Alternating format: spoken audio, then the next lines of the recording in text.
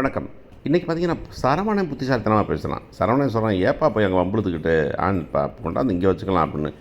என்னடா கோவில் தானடா, குலதெய்வம் கோவில் தானடா" அப்படின்னு. குலதெய்வம் கோவில் தான், அதுக்காக வந்துட்டு அவங்க கொண்டாடுறத விட நம்ம கொண்டாடலாமா, நல்லா இருக்கா அதில் அப்படின்னா, இல்லை இல்லை வேண்டாம் அப்படின்னு சொல்கிறார்.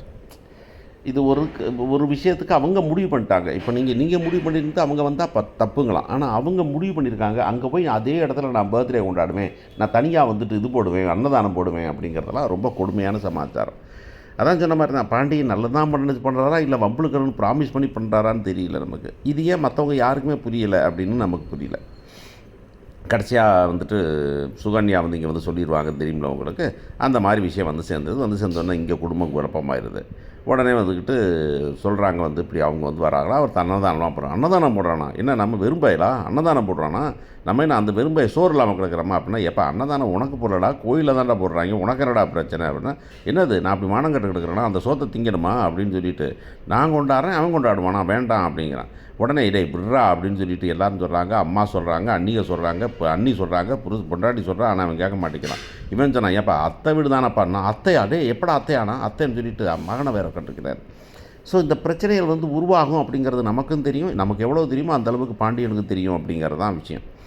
கடைசியாக வந்துட்டு வானே இந்த வரக்கூடாதுன்னு சொல்லிடுவான். அவனை சும்மா வரக்கூடாது, அந்த பக்கமே வரக்கூடாது, நம்ம கொண்டாடுறோம், நம்ம குலதெய்வ கோயில் அங்கேயும் போய் மாறான், நம்ம வரக்கூடாது சொல்லிடுவோம் நம்ம அப்படிங்கிறான்.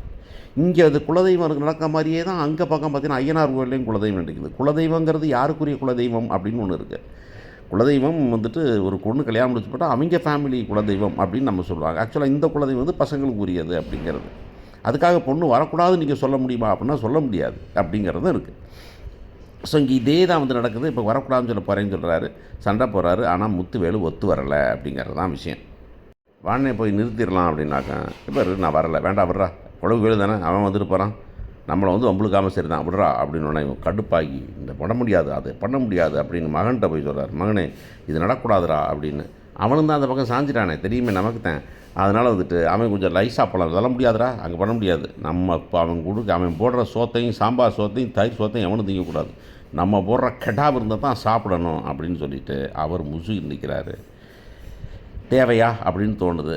சரி, அவங்க தான் மாறேன்றாங்க. ஒரு பொண்ணு இத்தனை வருஷம் முடிஞ்சு போச்சு, அம்மாவுக்கு 75 வயசு ஆச்சு, இன்னும் இத்தனை வருஷம் வாழுமோ வாழலையோ தெரியாது அப்படிங்கிறப்ப வந்துக்கிட்டு அந்த அம்மாவோட ஆசையை நிறைவேற்றணுங்கிற ஒரு எண்ணத்துக்காகனாச்சியும் கொஞ்ச நேரம் கண்ணை மூடி தன்னோட ஈகோவை விட்டுட்டு இருக்கிறது ஒரு பையனுக்கு நல்லதாக இருக்கும் அப்படிங்கிறது தான் நமக்கு தோணுது. அப்படின்னா நல்லா இருந்தால் எப்படி சீரியல் எடுக்கிறதுங்கிறீங்களா? ஆமாம், அப்படி இப்படி கதை போகும். இந்த மாதிரி மனுஷங்கன்னு இருக்கத்தானே செய்கிறாங்க. வீம்புக்குன்னு வந்துட்டு ஊருக்காக குடும்பத்தையும் எல்லாத்தையும் நஸ்திப்படுத்துகிற சக்தி மாதிரி ஆட்கள் இருக்கத்தான் செய்கிறாங்க.